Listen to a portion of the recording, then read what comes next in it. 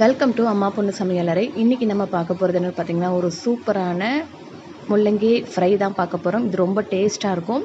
ரசம், sambar, variety rice எல்லாத்துக்குமே suit ஆகுங்க. ரொம்ப டேஸ்ட்டாக இருக்கும். கண்டிப்பாக நீங்கள் ட்ரை பண்ணுங்கள். இப்போ நான் 2 முள்ளங்கியை அதோட தோலை நீக்கிட்டு நல்லா வாஷ் பண்ணிவிட்டு இந்த மாதிரி காயின் மாதிரி கட் பண்ணியிருக்கேங்க. 2 மீடியம் சைஸ் வெங்காயத்தை இந்த மாதிரி நீல வாக்கில் கட் பண்ணியிருக்கேன். இது வதங்கும் போது இருக்கிறது தெரியாது. ஸோ 3 பச்சை மிளகாய் எடுத்துக்கோங்க. ஒரு துண்டு இஞ்சி, ஒரு 5-6 பல் பூண்டு, இதை நல்லா கட் பண்ணிவிட்டு அதுக்கப்புறமா இடித்து வச்சுக்கோங்க. அப்போ தான் ரொம்ப ஃப்ளேவர் சூப்பராக இருக்கும். நம்ம பேஸ்ட்டு சேர்க்குறதுக்கு பதிலாக இந்த மாதிரி சேர்த்தோம்னா ரொம்ப டேஸ்ட்டாக இருக்குங்க.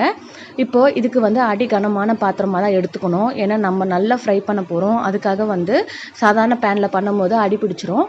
ஸோ எண்ணெய் 2 டேபிள் ஸ்பூன் அளவுக்கு நான் சேர்த்துக்க போகிறேன். எண்ணெய் நல்லா காஞ்சதுக்கு பிறகு 1/2 ஸ்பூன் போல் கடுகு சேர்த்துக்கோங்க. கடுகு நல்லா பொரிஞ்சதுமே 1/2 ஸ்பூன் போல் ஜீரகம் சேர்த்துக்கிறேன். ஜீரகமும் நல்லா பொரிஞ்சு வந்ததுக்கு பிறகு பச்சை மிளகாயை சேர்த்துக்கலாங்க. நீங்கள் முதலையே பச்சை மிளகாய் சேர்க்கும்போது காரத்துக்கு தகுந்தா போல் சேர்த்துக்கோங்க. இப்போ இடித்து வச்சுருக்க இஞ்சி பூண்டு இதை சேர்த்து நல்லா மிக்ஸ் பண்ணுங்கள். அதுக்கு பிறகு கட் பண்ணி வச்சுருக்கிற வெங்காயத்தையும் இதில் சேர்த்துக்கலாங்க. சேர்த்துட்டு நல்லா ஃப்ரை பண்ணுங்கள். இது கொஞ்சம் நல்லா ஃப்ரை ஆனதுமே நம்ம கட் பண்ணி எடுத்து வச்சுருக்க முள்ளங்கியை சேர்த்துக்கலாங்க.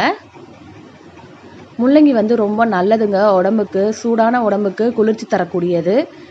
இது நல்லா கிட்ஸ் சாப்பிடுவாங்க. தேவையான அளவுக்கு உப்பை சேர்த்துக்கலாங்க. சேர்த்துட்டு இது 2 நிமிஷம் நல்லா மீடியம் ஃப்ளேம் வச்சு குக் பண்ணுங்கள்.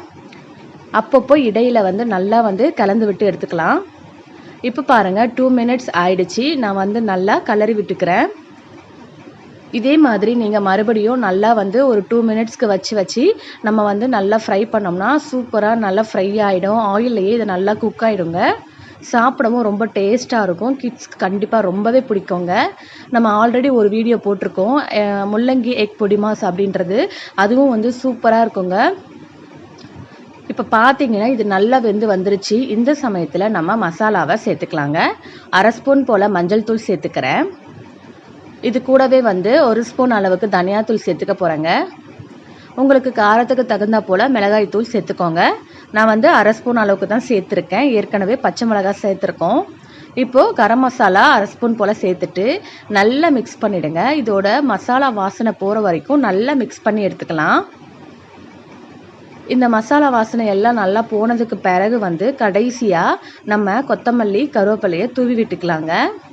இது ரொம்ப டேஸ்ட்டாக இருக்கும். கண்டிப்பாக குழந்தைங்க நல்லா விரும்பி சாப்பிடுவாங்க. எங்கள் பாப்பாவுக்கு இந்த மாதிரி ஆயிலில் ஃப்ரை பண்ணுறது ரொம்ப பிடிக்கும். அதனால தான் இந்த மெத்தடில் நான் இதை செஞ்சேன். கண்டிப்பாக இந்த ரெசிபிஸ் உங்களுக்கு பிடிச்சிருக்கும் ஃப்ரெண்ட்ஸ். கடைசியாக கொத்தமல்லி, கருவேப்பிலை தூவி விட்டுட்டு ஸ்டவ்வை அணைச்சிக்கலாம் ஃப்ரெண்ட்ஸ். அவ்வளோதான், நம்மளுடைய சூப்பரான முள்ளங்கி ஃப்ரை சூப்பரான சுவையில், அருமையான சுவையில் ரெடி ஆகிடுச்சு. கண்டிப்பாக இந்த ரெசிபி உங்களுக்கு பிடிச்சிருக்கும்னு நினைக்கிறேன். பிடிச்சிருந்ததுன்னா என்னோட சேனலுக்கு மறக்காமல் லைக் பண்ணுங்கள், ஷேர் பண்ணுங்கள், சப்ஸ்கிரைப் பண்ணுங்கள். பக்கத்தில் இருக்கிற பெல் பட்டனையும் கிளிக் பண்ணுங்கள். எல்லோரும் இன்புற்று வாழ்க. நன்றி.